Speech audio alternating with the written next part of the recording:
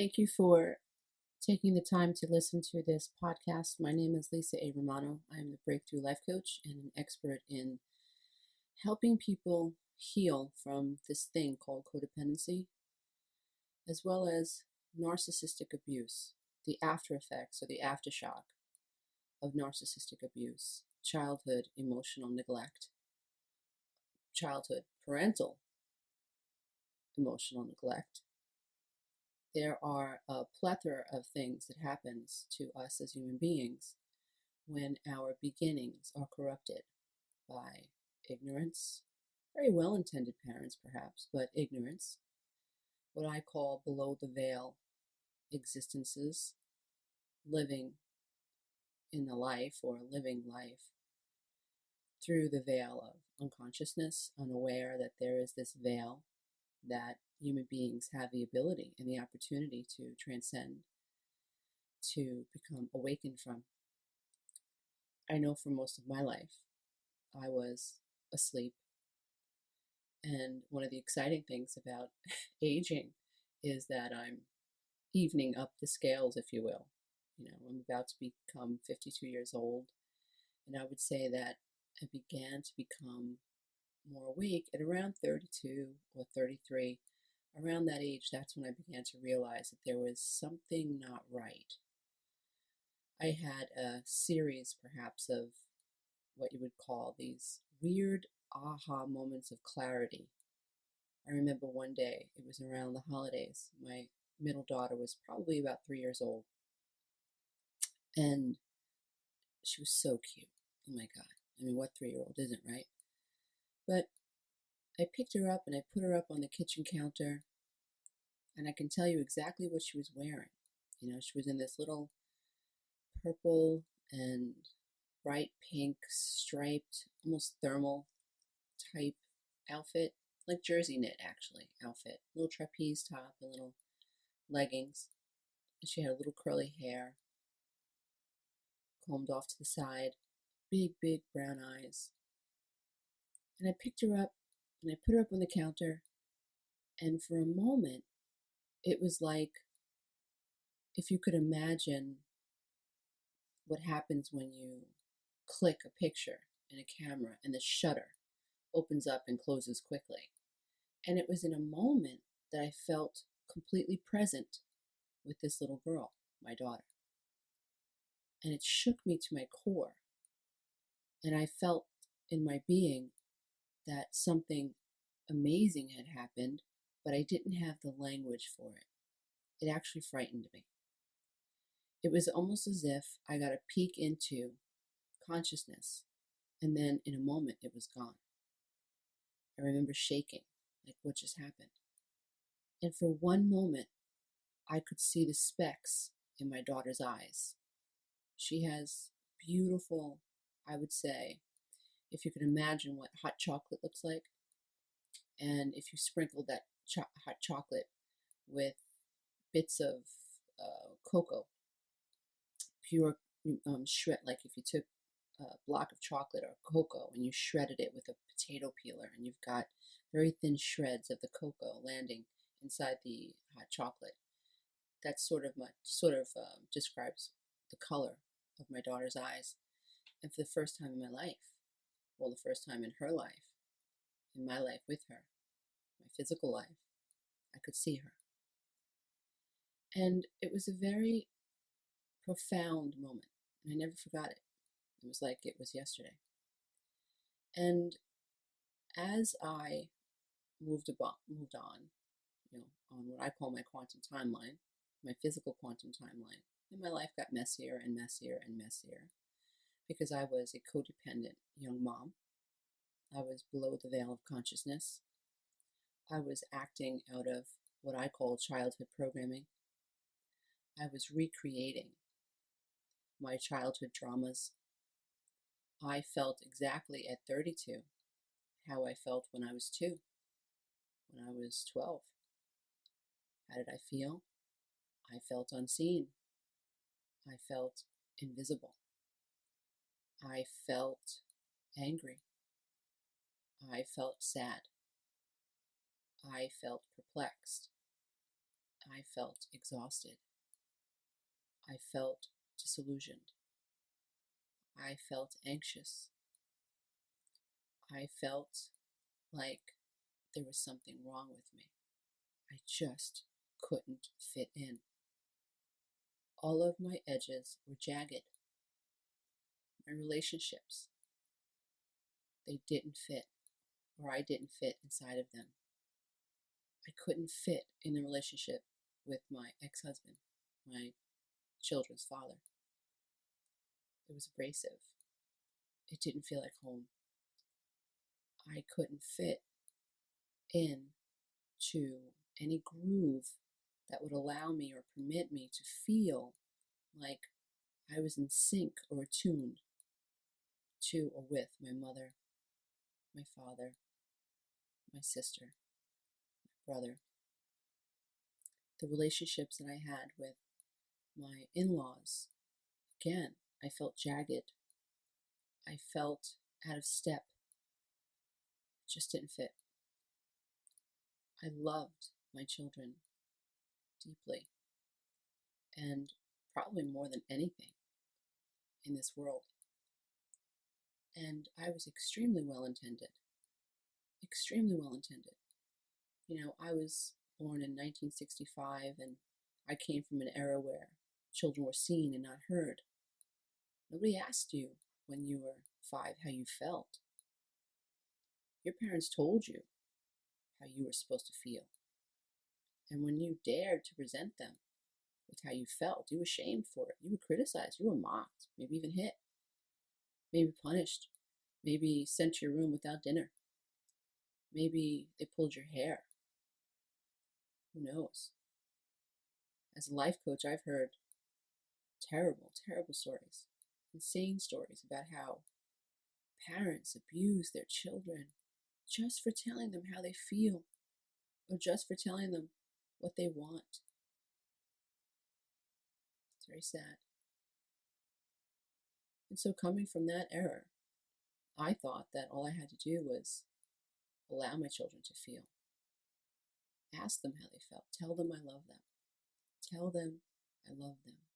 Make them a priority. And I did. But I made a lot of mistakes too. It was impossible for me not to living below the veil of consciousness. It was impossible. I didn't do it on purpose. None of us do. And there are some people who believe that, some of us, agree to have soul contracts with our children. And before entering the atmosphere of Earth and being conceived, we agree to enter into this atmosphere and have certain painful, emotional, human experiences for the sake of conscious evolution of ourselves and for others. Some people believe that. To me, what's more important is understanding the process, understanding what happened, understanding childhood programming, becoming awakened to what the hell childhood programming is, what happens when we as parents have children and we are below the veil of consciousness, what happens when our parents had us and they were below the veil of consciousness, and what happened when our grandparents had our parents and they were below the veil of consciousness. And then you also have to take into consideration the temperament or the mood of the planet when our grandparents and our grandparents were born. There's a mass consciousness. Every generation has a particular mass consciousness, a particular density. At least I believe that. And I believe that every generation that comes is a little bit lighter than the last. And I believe that, in spite of what we see on television and hear in the media, I really do believe that. Because we know that the distance between stars in the galaxy is expanding. So the universe is expanding. There's expansion.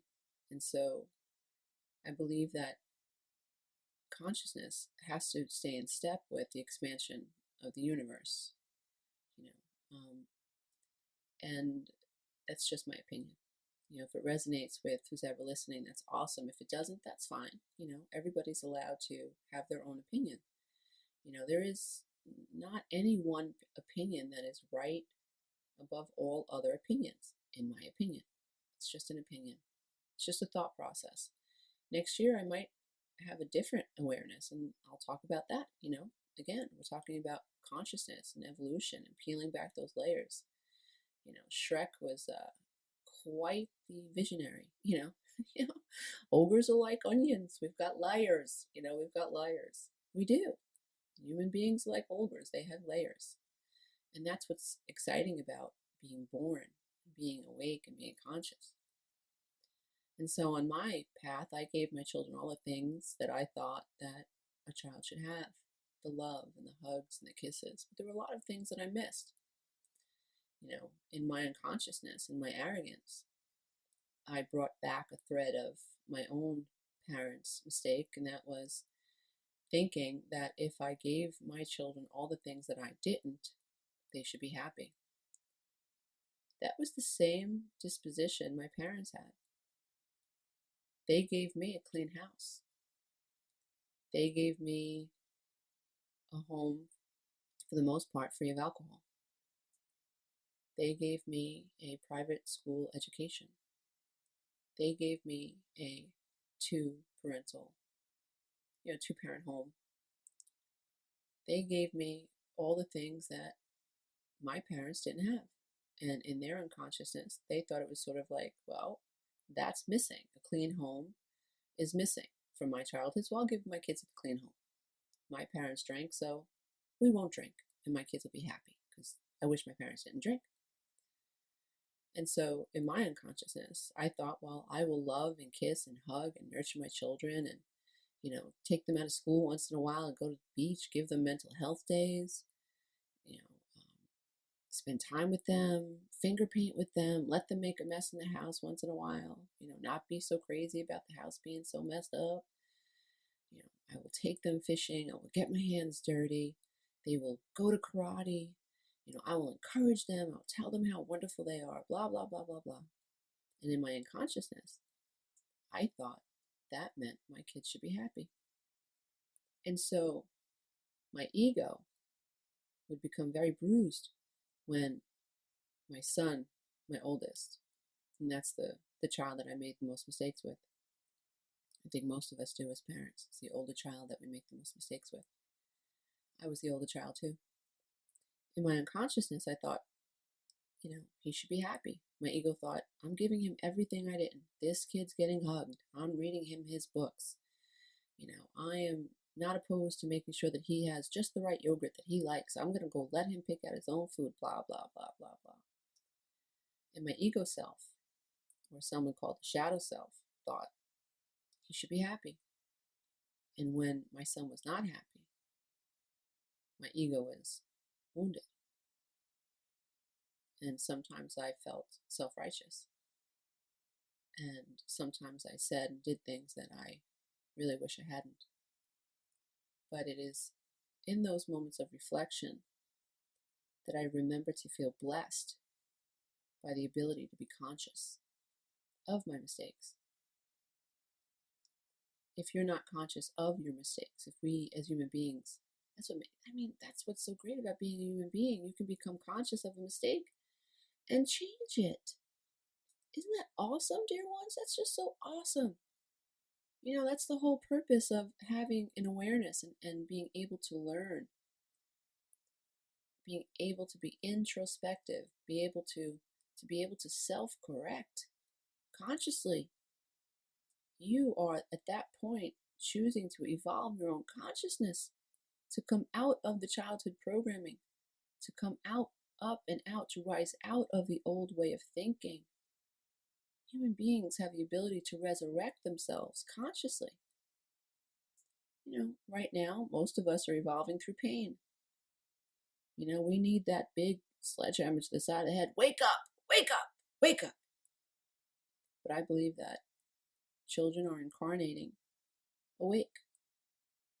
and they will evolve without the need of pain. I think that's exciting. I think that's really exciting. But we are of a certain um, fiber or fabric of beings, most of us, who need pain to awaken.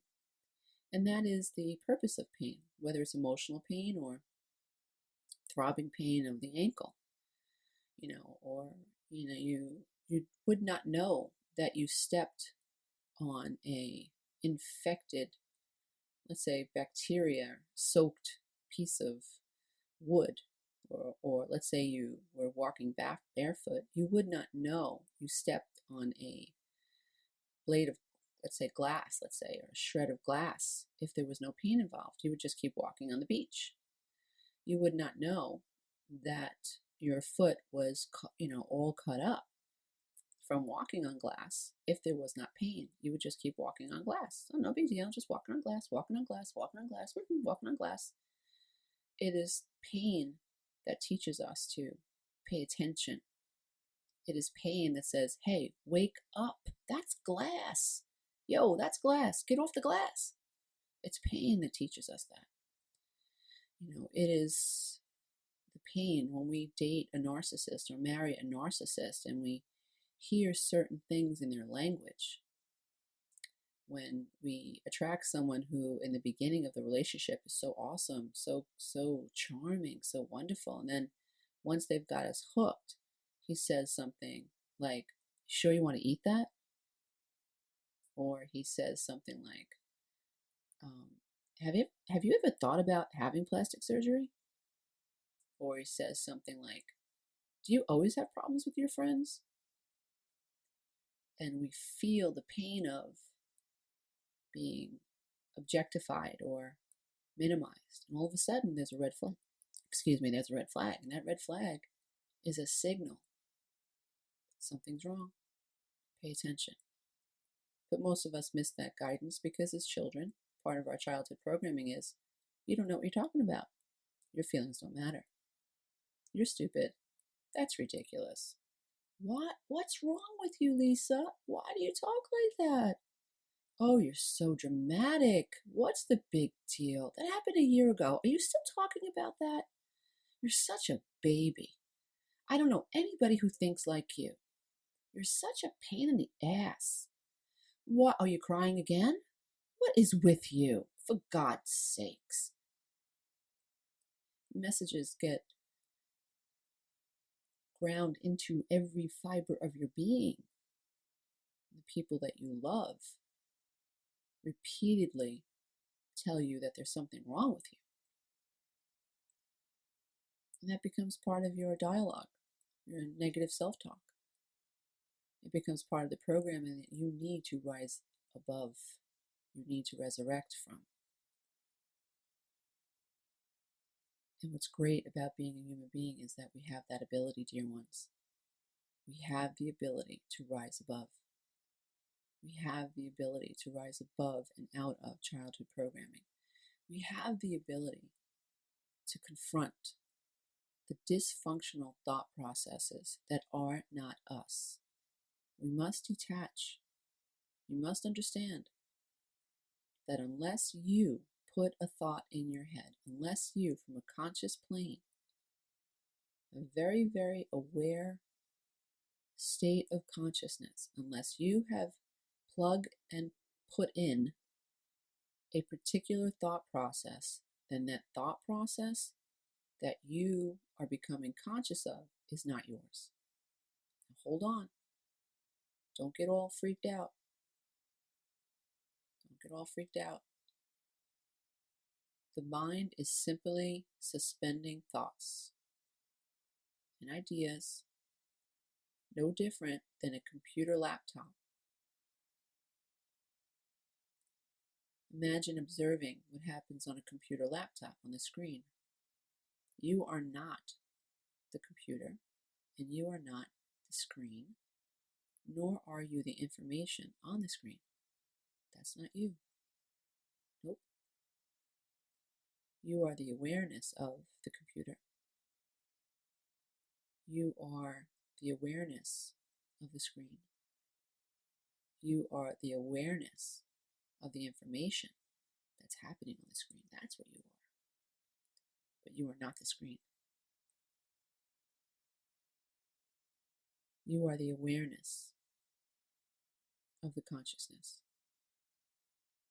of the conscious thoughts, or the childhood programming. So what I want you to do now is I want you to open your mind and go one step further. I want you to become aware that you are the consciousness. You are the space between these words that I am about to speak. Observe the space. I am enough. Allow your mind to observe the space between those three words. I am enough. Now what I want you to do is I want you to fall a little bit deeper into the space. Just become aware of it. I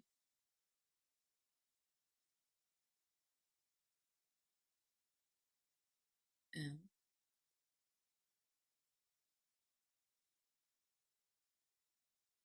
enough. Dear ones, we are the space. We are the peacefulness of the space. You have the ability to observe the space, but your essence is also the space. That's what you are. The words and the thoughts that show up on the screen of the conscious field are not you. They're not you, especially if they're negative. Especially if what's showing up in this conscious field is negative. That's not you, dear one. No, that's not you. What I help people do is I help them gain control of the mind space, of the mental field. I teach them what it's all about. You know, it's like teaching someone the basics of anything. There has to be a basic understanding of what we're trying to master before we can actually master it. So most of us, all of us, trying to master the mind, master our emotions, integrate. Most human beings are below the veil of consciousness and they're reacting to their emotions. That's not enough. That's not enough. That's like living your life with somebody who lights a fire under your ass and you react. And then there's no fire, and then all of a sudden there's a fire and you react. And there's no fire, and then all of a sudden there's a fire, and then you react. No. Human beings have a much greater capacity to live their lives deliberately, consciously. They have the ability to change the data that's been downloaded into their motherboard. It's wobbly in the beginning. It's really, really wobbly. It could be scary, confronting the idea that, wait a minute, the thoughts in my head are not me. So how do I know what thoughts I should listen to? I went through that. It's valid. I went through a sifting process. Is that my thought or is that my mother's thought? Would I think a thought like that or is that my father? I don't think money is scarce. Why do I think money? That's not my thought. That's my father's thought. I believe that there's abundance of everything. There's nothing that we don't lack. For every tree that gets chopped down, there's 3 or 4 trees growing someplace else. That's the way I choose to look at things. You know, so many people, they see lack. You've got to confront that. Who taught you to lack? Is that your thought? Is that your mother's thought? Who taught you that you can't do anything because you're a girl? Or who taught you that it's not cool to cry because you're a boy? Who taught you you can't do this and you can't do that because of your gender or the color of your skin? Who taught you that? And granted, sometimes the programming, depending on what country you come from or what religion you come from, it's not just mommy and daddy who are saying you can't because you're a girl, or you can't because your skin is this color. Sometimes it's a whole family, it's a whole religion, it's a whole society telling you you can't, you can't, you can't. Again, it is a monumental feat to be able to confront your own childhood programming, as well as the childhood programming of the parent that raised you, the programming of the religion that raised you, the programming of the society that raised you. A whole different thing. You are a warrior if you are able to, if you have the tenacity and the willingness and the determination, and the desire to own your own mind, to overcome that type of childhood programming. That's amazing. Some days you'll do better than others, but just never give up. So who we are today is a result of every one of our yesterdays, from before our conception. Our past, our family's history is always intersecting with our now, always. But we have the ability, because we're conscious beings, we can reframe our childhood experiences from a higher state of awareness and actually change our past by reframing the way we see it. At least we can reframe the physiology that we have associated to the past. If you're below the veil of consciousness and you're triggered, you're going to have a certain physiological response. God forbid you were, sexually molested by a grandfather who wore a certain cologne. You were 4 years old. Below the veil of consciousness, when you smell, when your nose goes to work and sends this message to the brain, and the brain associates that scent with a particular event that's been stored in your body, it's a particular traumatic event, your amygdala opens up and remembers and has a physiological response that mirrors the physiological response from when you were 4. That your brain is just doing the right job. That's what your brain is designed to do. That's what your body's designed to do. Oh, that smell, I remember when I smelt that smell. This is how I felt then. Blah, blah, blah, blah, blah, and panic response ensues. And then the mind reacts to the panic response. But if we can become conscious of that PTSD response, then we can master it. We can reframe our experiences of the past and actually affect our physiology, which is absolutely miraculous. And it helps to have a guide. It helps to have somebody who's actually mastered that process, who can help you walk through and help you understand. Somebody's got to be anchored to consciousness. Somebody's got to be anchored to where you're going to help you get to where you're going.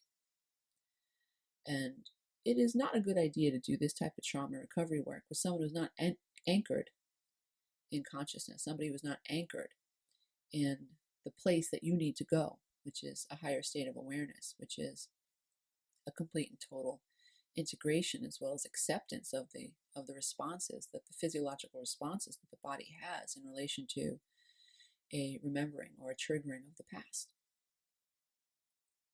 So the purpose of this podcast has been very simple, and it's to hopefully continue to allow you to have aha moments, for you to be able to learn what is necessary in order to expand your consciousness, become more awake, become more okay with what is, knowing that you have the ability to steer your thoughts in any direction you want them to go. It's really exciting.